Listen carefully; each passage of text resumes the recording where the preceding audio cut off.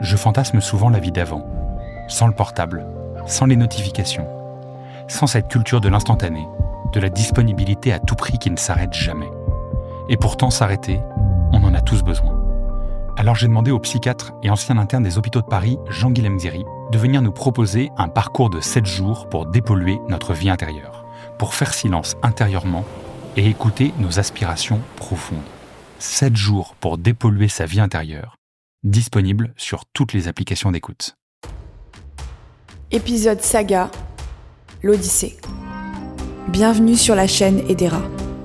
Nous vous proposons des lectures de contes, mythes et légendes anciennes. Plongez aujourd'hui dans une grande épopée, l'Odyssée, racontée par l'Aède Homère. En voici le premier chapitre, Calypso. Alors éteignez les lumières, installez-vous confortablement et laissez-nous vous emporter dans cet univers.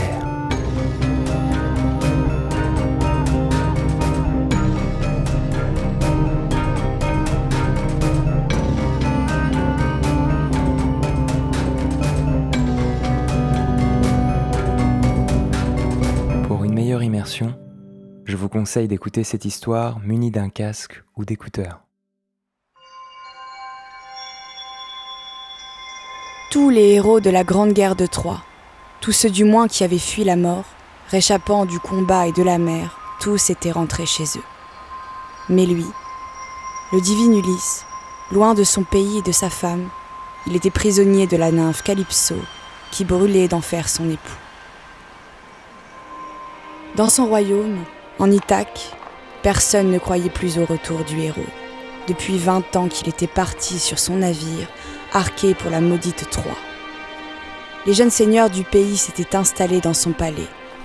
Ils passaient le temps à banqueter, à dévorer les biens d'Ulysse.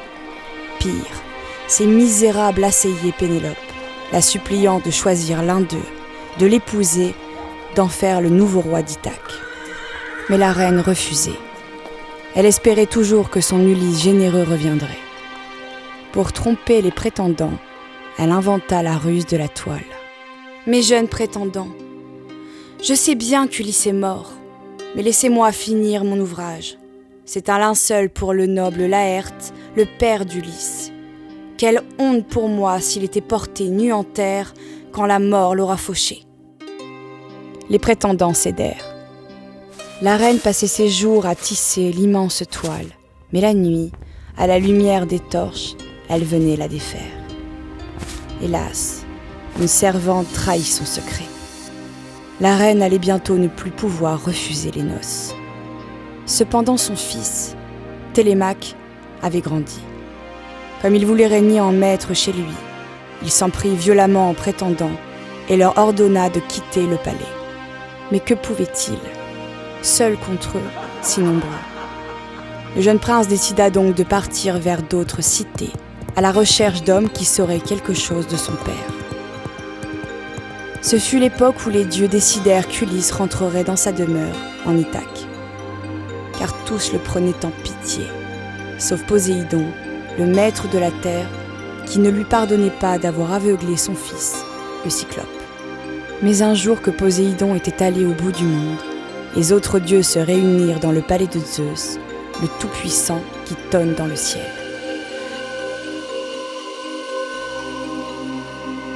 Athéna leur contait les malheurs d'Ulysse. Elle ne l'oubliait pas, inquiète qu'il fût retenu chez la nymphe Calypso. « Père Zeus, et vous, Dieu bienheureux, il faut que les rois ne soient plus jamais ni doux, ni bienveillants, ni justes, mais violents et injustes, puisque personne ne se souvient d'Ulysse, parmi les gens d'Ithaque sur lesquels il régna comme un père plein de douceur. Le voilà qui endure de cruelles souffrances dans l'île où la nymphe Calypso le retient. Il ne peut retourner dans sa patrie car il n'a ni compagnon, ni navire à rame pour le conduire sur le vaste dos de la mer. » Zeus, l'assembleur des nuées, lui répondit. « Mon enfant, quelle parole t'a échappé! Mais allons, décrétons le retour d'Ulysse. Poséidon oubliera sa colère, car il ne pourra rien contre tous les immortels. » Il dit, puis se tournant vers Hermès, son cher fils. Hermès, messager des dieux, va dire à la nymphe aux cheveux bouclés que nous avons décrété le retour d'Ulysse, qu'elle le laisse partir, mais aucun immortel, aucun mortel ne l'accompagnera. Seul sur un radeau et subissant de nouvelles douleurs, il atteindra au bout de 20 jours la fertile Scérie, terre des Phéaciens qui descendent des dieux. Ceux-ci l'honoreront comme un dieu et le ramèneront dans sa patrie. Ils le couvriront de plus de bronze, d'or et de vêtements qu'Ulysse n'en aurait rapporté de Troie s'il était revenu sain et sauf avec sa part du butin. Son destin est de revoir ses amis, de rentrer dans sa haute demeure et dans sa patrie. Il dit, et le messager rapide et clair obéit. Aussitôt, il attacha à ses pieds ses belles sandales d'or qui le portent sur la mer et sur la terre immense, aussi vite que le vent. Il prit sa baguette qui ferme les yeux des hommes ou les réveille quand il le veut. Enfin, il plongea du ciel, s'élança sur la mer, rasant comme une mouette les flots innombrables. Quand il arriva à l'île lointaine, quittant la mer violette, il passa sur la terre jusqu'à la vaste grotte que la nymphe aux cheveux bouclés habitait. Il la trouva devant un grand feu. L'odeur du cèdre et du thuya ardent parfumait toute l'île. La nymphe chantait d'une belle voix, tissant une toile avec une navette d'or. Une forêt verdoyante environnait la grotte. À l'entrée, poussait une jeune vigne dont les grappes mûrissaient. 4 sources d'eau claire arrosaient de molles prairies de violettes et de persil. Le messager rapide et clair s'arrêta et, ayant tout admiré, entra dans la vaste grotte. La divine Calypso le reconnut, car les dieux se reconnaissent toujours. Dans la grotte, Hermès ne vit pas Ulysse le généreux. Assis sur le rivage, le héros pleurait et déchirait son cœur de sanglots et de gémissements. Après l'avoir invité à s'asseoir sur un siège étincelant, la divine Calypso interrogea Hermès. « Pourquoi viens-tu, Hermès, à la baguette d'or, vénérable et chère? Je ne t'ai jamais vu ici. Dis ce que tu désires. Mon cœur m'ordonne de te satisfaire, si je le puis, si cela est possible. » Ayant dit ces mots, la déesse dressa une table couverte d'ambroisie et elle mêla le rouge nectar. Le messager but et mangea. Quand il eut achevé son repas et satisfait son cœur, il répondit. Tu me demandes pourquoi je suis venu, déesse. Je te répondrai franchement. C'est Zeus qui me l'a ordonné. Il dit qu'un homme est chez toi, le plus malheureux de ceux qui ont combattu sous les murs de Troie. Tous ses compagnons ont péri, et lui, Ulysse, le vent et les flots l'ont jeté ici. Maintenant Zeus t'ordonne de le renvoyer, car son destin n'est pas de mourir loin de ses amis, mais de les revoir et de rentrer dans sa haute demeure et dans sa patrie. Il dit, et la divine Calypso frémit. Elle lui répondit ces paroles ailées. « Vous êtes injuste et jaloux, ô Dieu. Vous enviez les déesses qui dorment ouvertement avec les mortels qu'elles ont choisis pour mari. Ainsi quand Déméter aux cheveux bouclés s'unit à Jason sur une terre 3 fois labourée, Zeus la prit et frappa le malheureux de sa foudre. Ainsi vous me reprochez de garder près de moi un mortel que je sauvai, après que Zeus eut foudroyé son navire, rapide, au milieu de la mer couleur de vin. Tous ses compagnons avaient péri, et lui, le vent et les flots l'avaient jeté ici.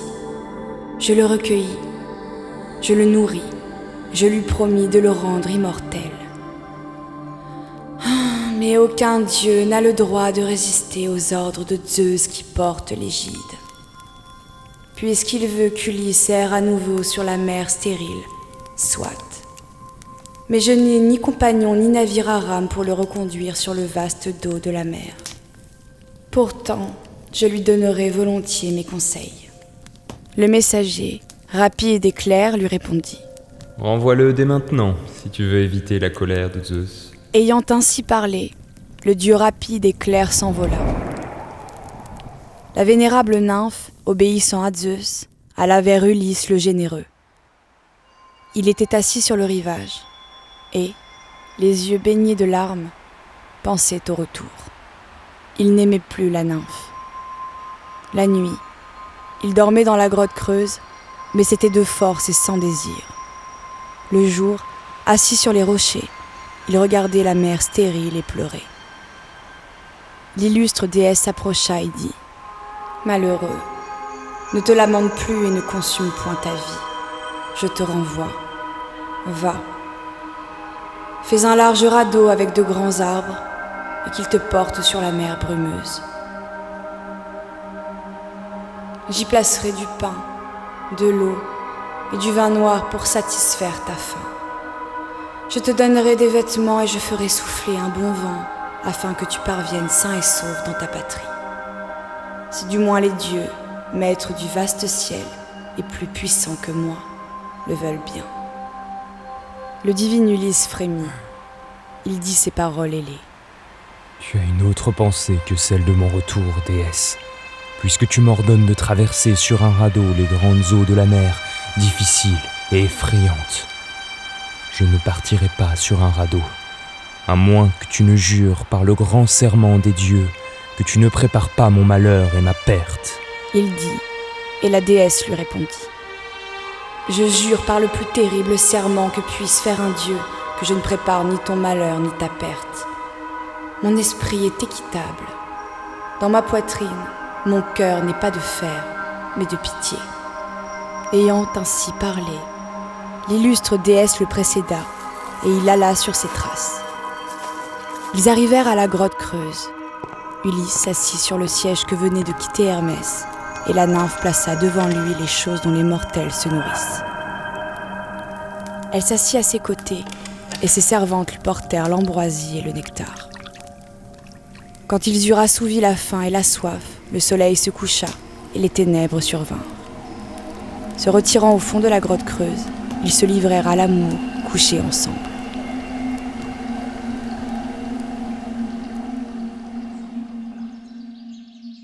Quand parut l'aube aux doigts roses, Ulysse revêtit sa tunique et son manteau.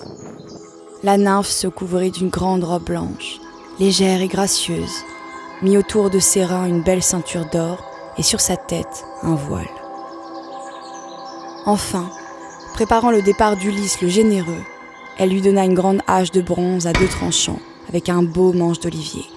Elle lui donna ensuite une doloire aiguisée et le conduisit à l'extrémité de l'île, où avaient poussé de grands arbres atteignant le ciel, des aunes, des peupliers, des pins dont le bois sec et mort flotterait mieux.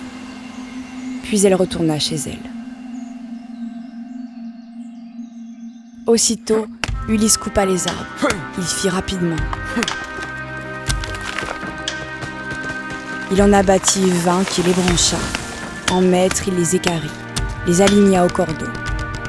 Pendant ce temps, l'illustre Calypso apportait les tarières. Il perça les poutres, les unit entre elles au moyen de chevilles et de cordes. Les dimensions que donne à la cale d'un navire de charge un excellent charpentier, Ulysse les donna à son radeau. Puis il éleva le pont à l'aide de poutrelles et de planches. Il planta le mât auquel il attacha l'antenne. Il fit le gouvernail. Pour protéger son bateau du choc des vagues, il l'entoura de clés de saule. Enfin, il le lesta. Pendant ce temps, l'illustre Calypso apportait de la toile pour faire la voile. Il la fit habilement et l'attacha à l'antenne. Puis, sur des rouleaux, il poussa le radeau à la mer. Le 4e jour, tout le travail était achevé. Le 5e, la divine Calypso le renvoya après l'avoir baigné et couvert de vêtements parfumés. Elle mit sur le bateau une outre de vin noir, une outre, plus grande, d'eau, et dans un sac, des vivres.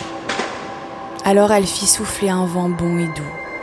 Le divin Ulysse, joyeux, déploya sa voile au bon vent. Il s'assit à la barre et gouverna en maître sans que le sommeil lui fermât les yeux. Il fixait les Pléiades, le Bouvier, et la seule à ne jamais plonger dans le fleuve océan, l'ours qui tourne sur place en regardant Orion. Il devait la laisser à gauche et naviguer au large. C'était l'ordre de Calypso.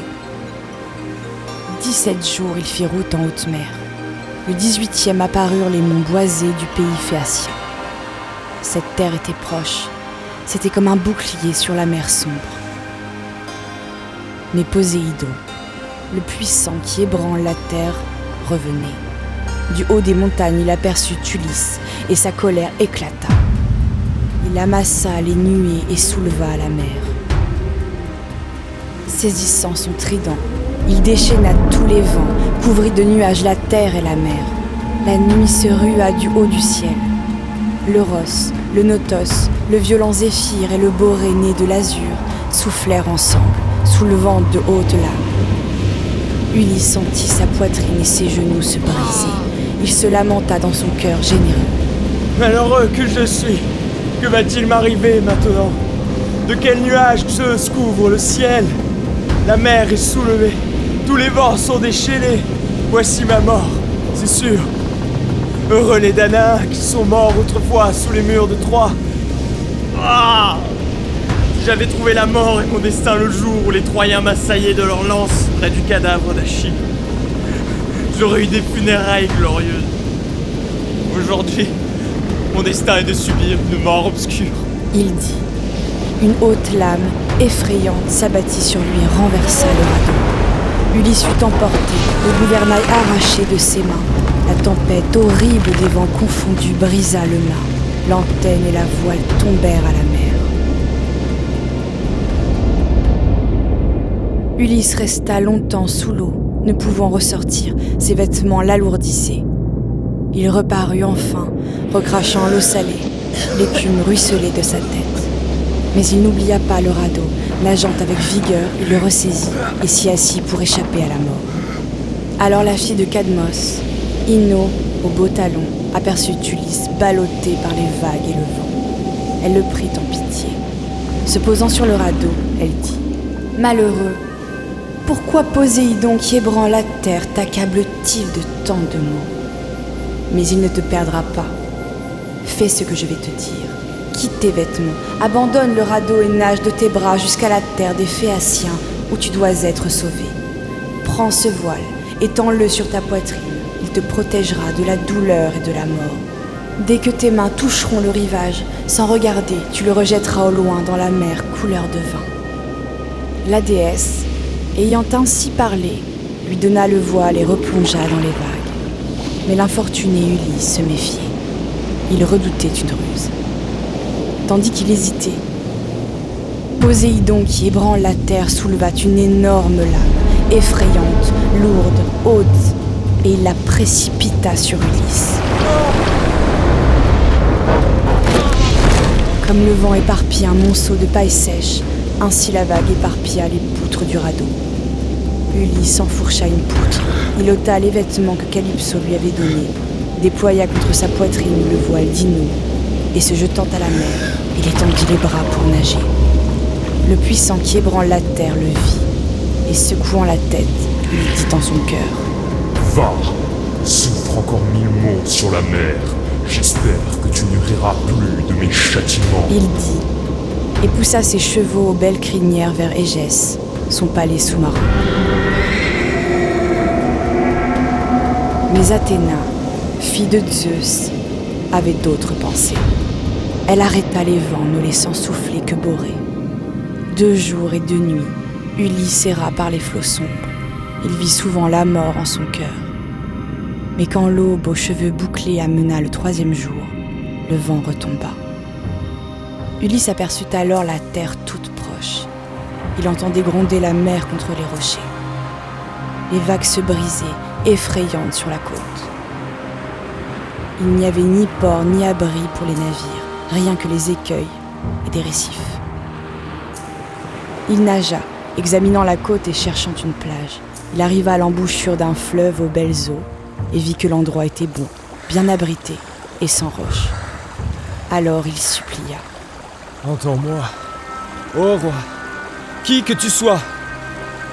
J'ai subi de nombreuses misères sur la mer. prends pitié de moi !»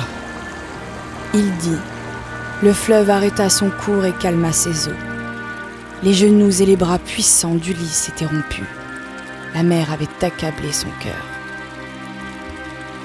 Tout son corps était gonflé, l'eau salée remplissait sa bouche, ses narines.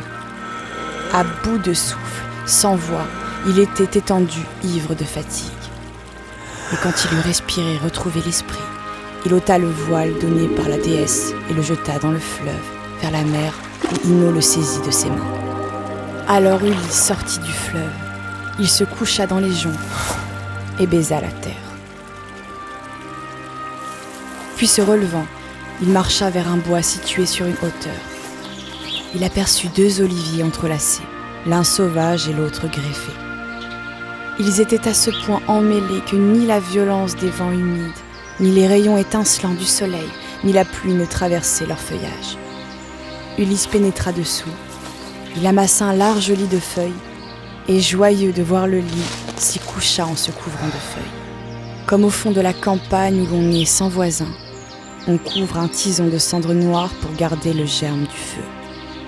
Ainsi Ulysse était caché sous les feuilles.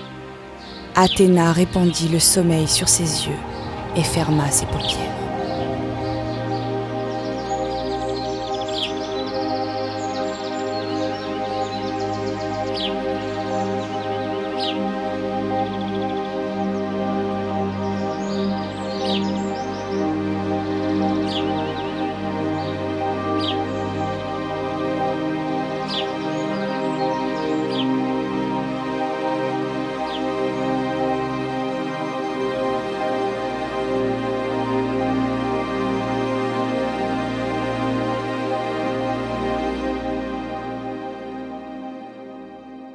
Fin du premier chapitre de l'Odyssée. Merci pour votre écoute.